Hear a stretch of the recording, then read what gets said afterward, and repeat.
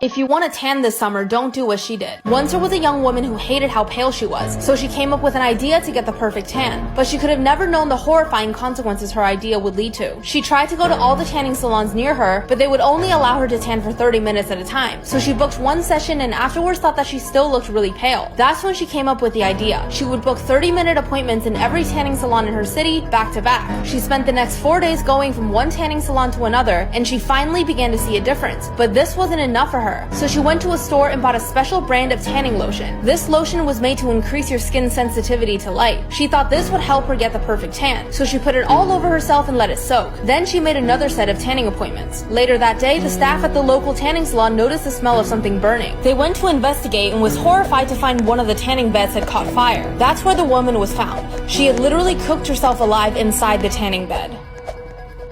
On the dinner table, my mom would take a fork and stab us in the arm. On Thanksgiving, I put my elbow on the table and she stabbed me with the fork, and she told me I wasn't allowed to have Thanksgiving dinner that night and I had to go to my room. Well, payback's a bitch. My mom got food poisoning from the turkey because she accidentally baked it with the plastic in it. But guess who didn't get food poisoning? Because they didn't eat the turkey. That's what you get, bitch! There are monsters out there. In 2007, a woman living right near a prison in California got home late one night and went right to bed. Around midnight, she woke up to footsteps on her first floor, assumed it was her roommate, so she goes downstairs to say hi. She yells out to her roommate, who doesn't say anything, and then in walks this giant man who she doesn't recognize. She runs upstairs, jumps in her closet into the crawl space and hides. As she's helplessly tucked away in this little crawl space, trying not to make any sound, all she hears is this giant man sprinting around her house, running into walls, flipping furniture and screaming in frustration because he can't find her. Finally, after several hours, she slowly opens the crawl space back up, crawls out and gets her phone off the nightstand and calls police. As she's telling the police her story, she describes the person who had broken in, and they stop her and say, "Ma'am,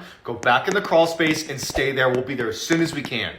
It turned out a 6'11" convicted murderer had escaped the prison and was still on the loose.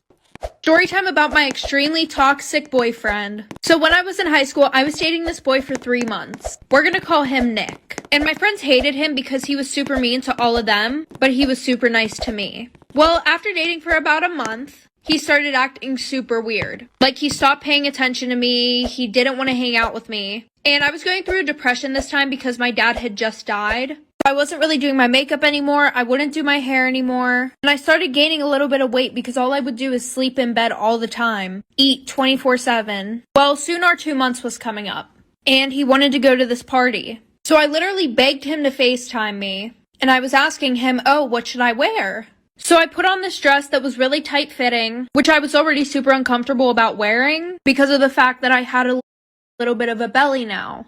So he picks me up, we go to this party, and I go and I start hanging out with a few of my friends. Well, one of my friends comes over and shows me something that he posted on his private story, Life for Part 2.